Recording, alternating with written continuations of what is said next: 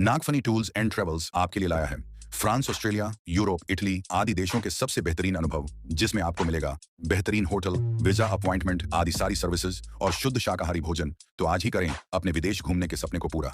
आज ही संपर्क करें नागफनी टूर्स एंड ट्रेवल्स से। गुरुदेव की निरीहता, आप अलर्ट हो जाइए। गुरुदेव की निरीहता तो देखो। किसी ने कहा कि महाराज आपका संग सबसे बड़ा है। हमारे लिए कहा था उन्होंने, उन्हीं के लिए हम कहना चाहते हैं, महाराज आपका संग तो बहुत बड़ा है, सबसे बड़ा है। अन्य संग की अपेक्षा से आपका जो संग है, उपसंग, बहुत बड़ा है महाराज। उनको कहा तुम भूल रहे हो, ये मेरा संग नहीं, मैं संगस्थ हूं।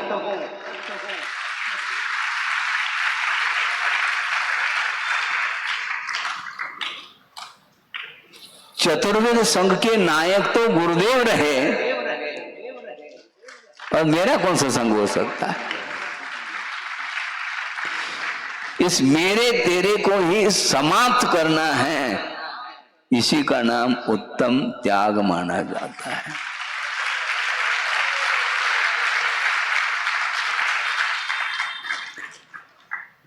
गुरुदेव का प्रसंग आपके सामने रख रहा हूं। सन 87 की बात है।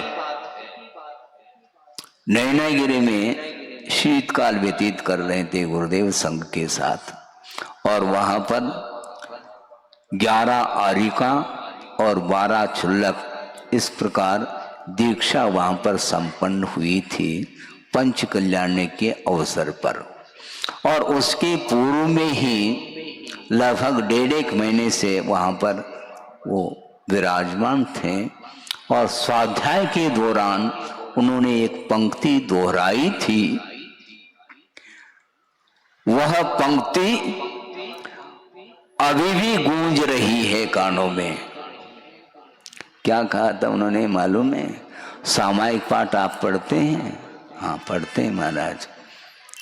यस्यास्ति नैक्यम वपुषापि सार्धम तस्यास्ति किम पुत्र कलत्र मित्रई, ये पंक्ति है। ये प्रतिदिन पढ़ रहे हैं, लेकिन गुरुदेव ने कहा पुत्र कलत्र मित्र तो हम छोड़ करके आए हैं, उनके साथ मेरा क्या संबंध है, लेकिन मुझे और वो कुछ छोड़ना है। छोड़ना क्या, मेरा संबंध है नहीं। किसके साथ? उन्होंने पंक्ति बदल दी। क्या बदल दी? यस्यास्ति नैक्यम वपुषापि सार्धम तस्यास्ति किम शिष्य गुरु प्रपंचई।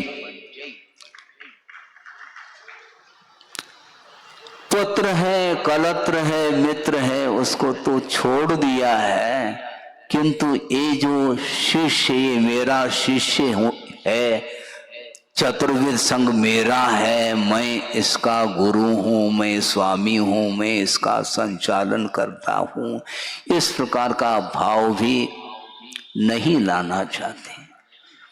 आचार्य पद पर आसीन होने के उपरांत भी उन्होंने अपने जीवन में अपने आप को गुरु नहीं स्वीकारा।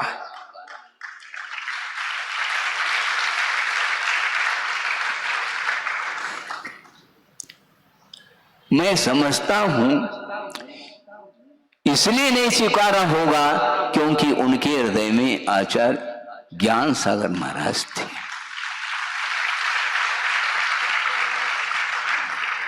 मेरे हृदय में जब आचार्य ज्ञान सागर महाराज हैं, तो मुझे गुरु बनने की क्या आवश्यकता है? इसको बोलते निरीहता। और हम क्या सोच रहे हैं? हाँ, हम बैठे बैठे बैठे आकाश के तारे तोड़ना चाहते हैं। गलत बात है। वस्तुतः आत्मा का जो कल्याण होता है, मेरा और तेरा इसका संबंध जब तक नहीं टूटेगा, तब तक वह उत्तम त्याग धर्म संभव ही नहीं है। सोचो, विचार करो। चतुर्वेद संघ का निर्माण किया, सैकड़ों आरिकाएं बनी और श्रमण संघ का भी निर्माण किया। और इसके साथ साथ ब्रह्मचारी और ब्रह्मचारिणी के रूप में संख्या तो अनगिनत है, और घर में साधना करने वालों की संख्या तो कुछ पूछो ही नहीं।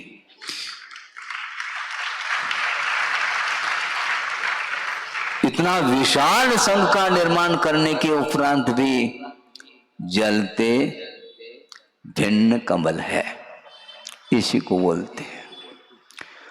कोई भी लिप्तता नहीं, कोई संबंध नहीं, क्योंकि केवल कर्तव्य करना है। उनके अंदर निरंतर कर्तव्य का भाव ही बना रहता था। उनका ये कहना है कि आचार्यों ने, आगमकारों ने यही कहा है, जिस प्रकार तुम अपना आत्म कल्याण करना चाहते हो, उसी प्रकार कोई दूसरा मुमुक्षु भव्य कल्याण करने के लिए आता है, मान लो, तो कर्तव्य की दृष्टि से उसका कल्याण कर लेना चाहिए। केवल कर्तव्य, कर्तृत्व के लिए कोई स्थान नहीं। मैंने किया, क्या तुमने किया? मैंने कुछ नहीं किया, क्योंकि बड़े बड़े आचार्य गए हैं और उनके सामने मैं क्या कर सकता हूँ।